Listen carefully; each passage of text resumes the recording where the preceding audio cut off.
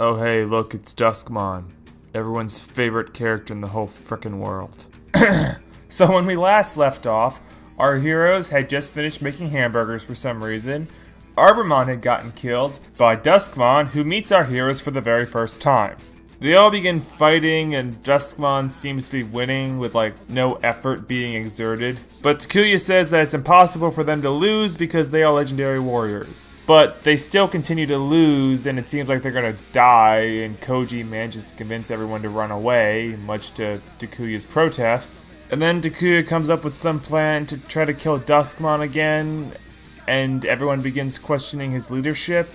And then I think it's implied that Takuya dies. I think that's what's being implied here. I mean, he got blown up, and he comes to this dark area where there's this evil-looking train that wants to take him back to the real world, which I think is supposed to symbolize death. So when it takes Takuya back to the real world, it turns him into a Digimon creature and also sends him back in time to before he ever entered the digital world.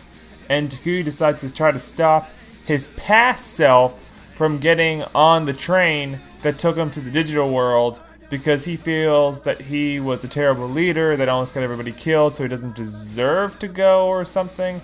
We'll get all into this more when we talk about Takuya as a character. But during this whole little escapade, we get introduced to this kid who looks a lot like Koji and is following Koji during the first episode, apparently.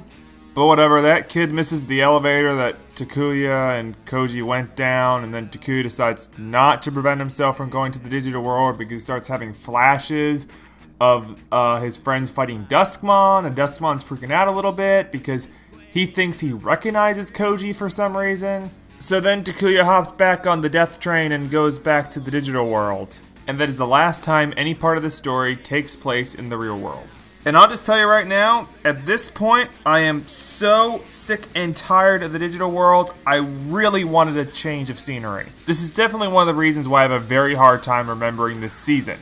About 99% of it takes place in the digital world. And spoilers, for about 37 of these 50 episodes in this season, Trubimon is our main villain. That's over 3/4 of this season stuck with a villain who doesn't really do anything. So with a lack of scenery diversity and the season pretty much being dominated by a singular villain who doesn't seem to really acknowledge our heroes in any way and just mainly sticks to the background, makes everything feel really kind of samey and also like we're not really accomplishing anything. It also doesn't really help that the characters in this story don't really feel like they're doing anything really interesting and are just going through the same repetitive motions over and over and over again, but we'll get into that more at the end of this. Also, we're coming up on something else I'm probably going to rant about for a little bit. Okay, so Takuya's back in the digital world, hooray, but he finds that everybody has seemingly disappeared. We see that Koji's off doing his own thing, while the three unimportant kids have gotten captured by Ranamon and Mercurymon and are being tortured while Mercurymon talks about stuff. So Koji tries to save the kids, but that doesn't go so well, but then Takuya finds them, and with their combined strength they manage to reunite the whole group and defeat Mercurymon and Ranamon, only Mercurymon meant to lose or something because he's planning something. Oh, and Duskmon's off talking to himself and trying to figure out why does he care about Koji so much or something. And then our kids meet this thing, and I hate this thing. It made me stop caring for about half the cast.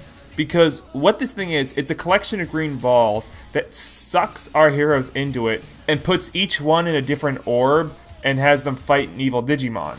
And you get this feeling that the writers are using this as an excuse to power through character development for the characters that they just don't feel are that important. Because Tommy, JP, and Zoe have had issues that have been either hinted at or explicitly stated through the course of the season up until this point.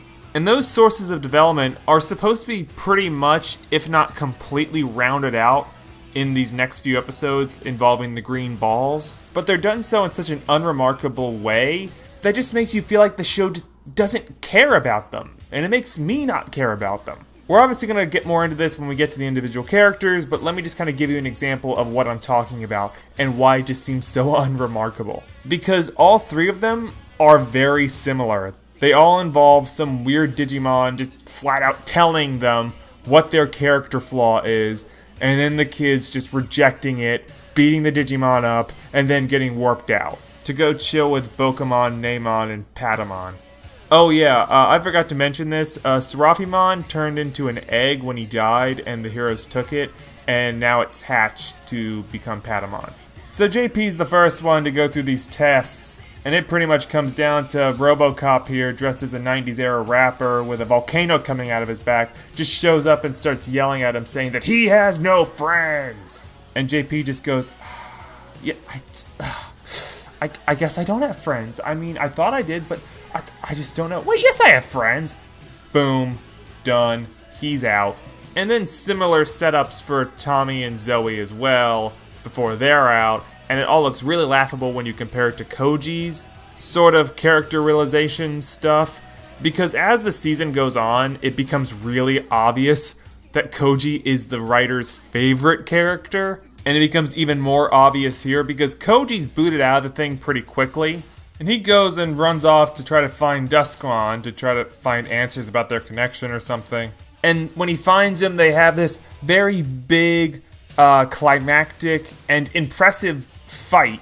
It just seems so much better and interesting and thought out than what these guys got. It's a little embarrassing. I mean, they're going at it with each other, and it looks like Koji's about to lose, but then he starts having flashbacks to, like, a flower shop or something, and then he gets a new super evolution, and they start fighting again, and then we learn that Duskmon is actually that kid that we saw miss the elevator. And then they just keep fighting for a while. But like I said, we'll talk about all that later. Let's focus on Takuya now, who's just wandering through the giant green sphere structure, fighting evil Digimon until he finally finds Mercurymon, who reveals why he captured Serafimon's data for himself, so that he could fuse his data and Serafimon's data together to create one super evil Digimon. So he kicks Takuya's ass for a while until Takuya gets a new super evolution to the power of friendship or something, and then he defeats Serafi Mercurymon, and then just leaves. So yeah, all that mystery for what Mercurymon was planning to do with Serafimon's data just turned out to be a way to get Takuya a new evolution.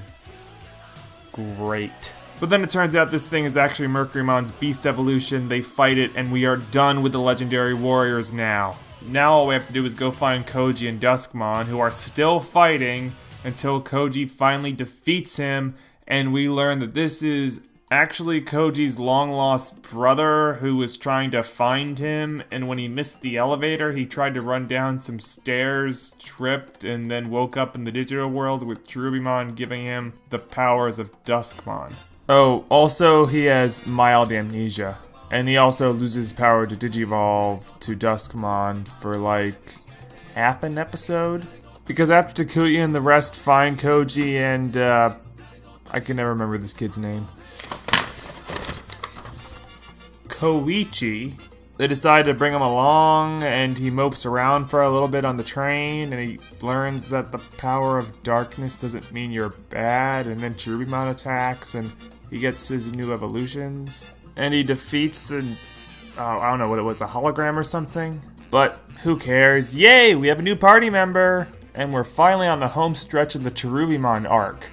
Our heroes find Cherubimon's castle, and also finally meet Ophanimon, that girl who's been talking in the Digivice, and she proceeds to talk to us for quite a long time about why Cherubimon's all evil. But before you put yourselves into any more danger, you must know why all of you were called to this world.